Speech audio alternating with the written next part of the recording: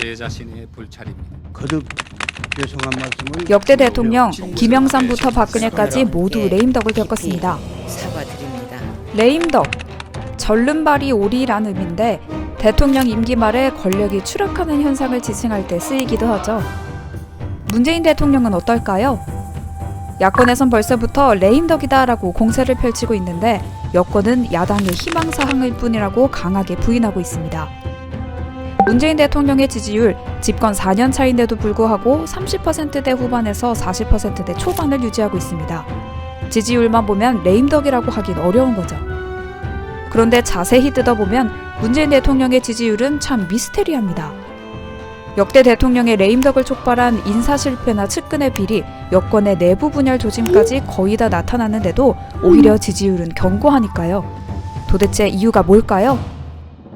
역대 대통령들은 통상 집권 4년 차에 레임덕을 겪습니다. 김영삼 전 대통령은 6%, 김대중 24%, 노무현 27%, 이명박 23%, 박근혜 12%의 초라한 지지율로 임기를 마쳤네요. 레임덕의 신호탄으로 작용한 건 다름 아닌 인사 실패였습니다. 역대 모든 정부가 인사들의 도덕성 문제나 자질 부족으로 몸살을 앓았는데 이걸 보는 국민들은 점점 등을 돌리기 시작했죠. 여기에 노무현 정부 때는 부동산값 상승, 이명박 정부 때는 전세 대란 등과 같이 민생과 직결되는 문제들이 터지면서 민심이 싸늘하게 식었습니다. 그러다 쐐기를 박은 건 바로 측근의 비리였습니다. 김영삼 전 대통령은 아들 현철 씨가 각종 비리에 줄줄이 연루돼 구속되면서 치명타를 입었고요.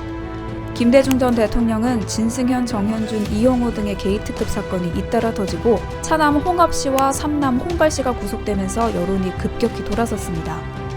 노무현 전 대통령은 친형 건평 씨의 땅 투기 의혹, 이명박 전 대통령은 친형 이상득 전 의원의 뇌물수수 혐의로 레임덕을 겪었고 박근혜 전 대통령은 최순실 국정농단 사태로 헌정사상 최초 탄핵까지 당했습니다. 이런 사건들 어딘가 익숙하지 않나요? 우선 인사 실패, 문재인 정부를 향한 단골 비판 소재입니다.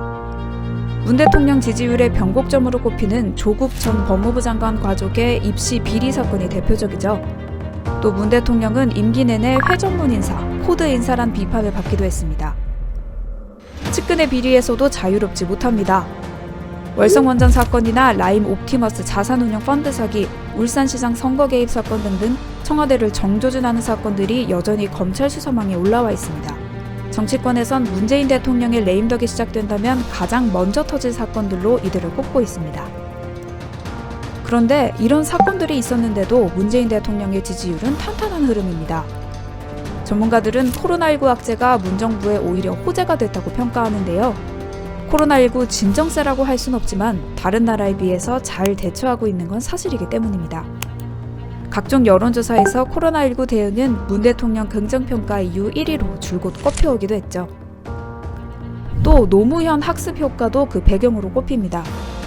고 노무현 대통령 집권 말기에 여권의 분열이 극심할 대로 극심해지면서 레임덕을 촉발했는데 이번에 민주당은 그야말로 똘똘 뭉쳐서 문 대통령을 향한 충성 경쟁을 벌이고 있습니다. 서울시장 보궐선거에 출마한 박영선 후보나 차기 대권주자로 꼽히는 이낙연 대표, 당내 비문주자로 분류되는 이재명 경기지사조차 친문을 향한 노골적 구애를 펼치고 있으니까요. 물론 문 대통령 안심할 순 없습니다. 오는 4.7 보궐선거 결과에 따라 레임덕이 가속화할 수도 있기 때문입니다. 서울과 부산에서 모두 이기는 게 최고의 시나리오지만 두 군데 모두 진다면? 민심은 물론 문 대통령의 방탄 세력을 자처했던 여권 주자들도 언제든 등을 돌릴 수 있습니다. 문 대통령의 운명은 과연 어떻게 될까요?